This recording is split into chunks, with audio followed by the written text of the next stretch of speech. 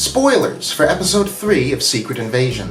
When talking about the previous two episodes of this show, my focus was mainly on just how well suited the themes and conflict were to a character study of Nick Fury. With Episode 3, I'm going to talk a bit more generally, but I want to frame it largely around Talos and what I think he lends to the story, because he is very quickly becoming one of my favorite characters.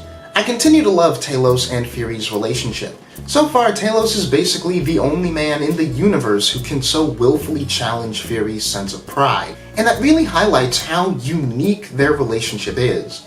Almost every other person we've seen Fury interact with in years past has been a subordinate, whereas Talos insists on being his equal. More than that, Talos is always open and honest with Fury. And it again ties into just how much Fury is at fault for the show's entire conflict when Talos admits at the end that his loyalty to Fury is the main reason that he's not sided with Gravik.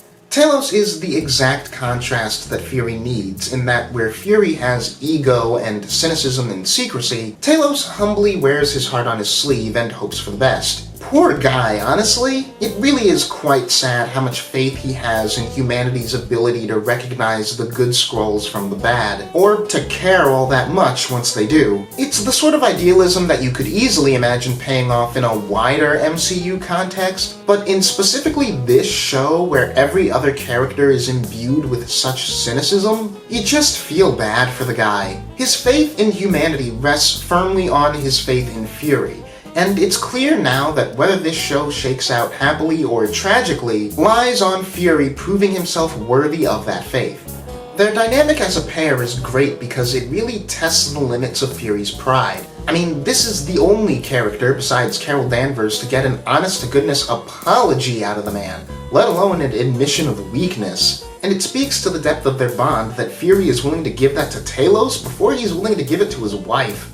I like that even when the two fall back into their buddy cop dynamic, there's a genuine tension under all their arguing that hasn't been immediately resolved. Not to be a broken record, but they really do feel like friends with years and years of baggage, both good and bad. And watching them together feels almost as voyeuristic as it does entertaining.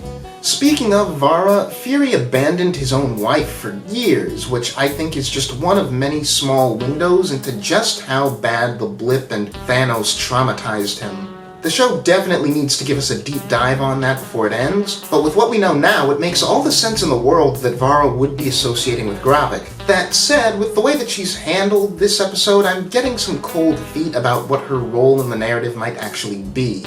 I hope to be proven wrong, but right now she feels like a story element that could easily come off arbitrary, or it could become mishandled or not utilized to her full potential very easily. I worry that the same is true of Gaia, though less so. I'll say this much. Her final scene in the episode where Gravik shoots her is a good payoff in that Gaia getting found out at around this stage felt kind of inevitable. Her conflicting loyalty and Gravik's clear view of her as disposable made for great mounting tensions in their scenes together, and there had to be a breaking point. Having it so the whole episode was just a successful gambit on Gravik's part to root out Gaia as a traitor working against him is a massive gut punch. According to the trailers, we've got lots more scenes with Gaia, so it's not likely that she's for real dead, which I'm glad for.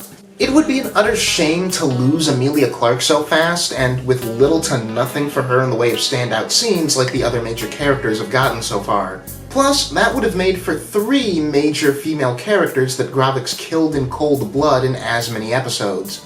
Not only is it a problematic trope, but it's starting to feel quite repetitive, but I'm choosing to put my faith in these creatives to know the talent that they're working with and to give her time to shine in the back half of the show. Getting back to Talos, something I really like is that because I'm so invested in Talos as a character, the setup of the last 2 episodes makes it so I really feel bad about every one of the Skrull goons who get taken out by our heroes this episode. In episode 1, we established just how badly Talos wishes to keep every member of his species that he can alive, even when they're working against him.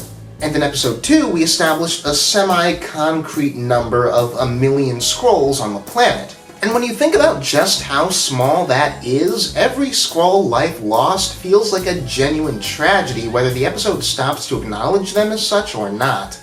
In the grand scheme of things, this is a pretty small community of people, And you've got to imagine that, like Talos and Gaia, in such a small group with so much shared history, there's connections between those on both sides of this conflict.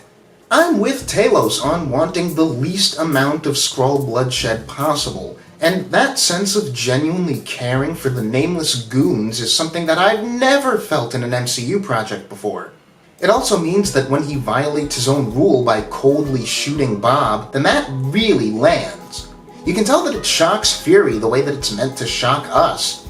I really can't tell you right now exactly how intentional the feeling that I'm talking about is, and we'll see where the rest of the show goes with it. But so far, it's something narratively unique in the MCU that only the Skrulls can offer, and they can only do so when handled in this exact deft way.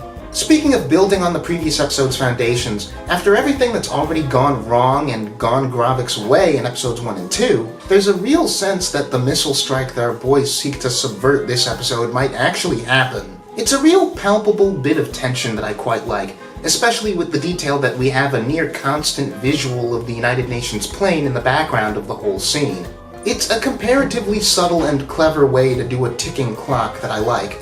Anyway, that's kinda it as far as my big points about this episode go. I continue to enjoy the show a lot, but I've got reservations that the show is going to have to start assuaging by next week, or else I'm gonna call cracks in the foundation. If you've seen the episode, let me know what you think in the comments, and I'll see you in the future.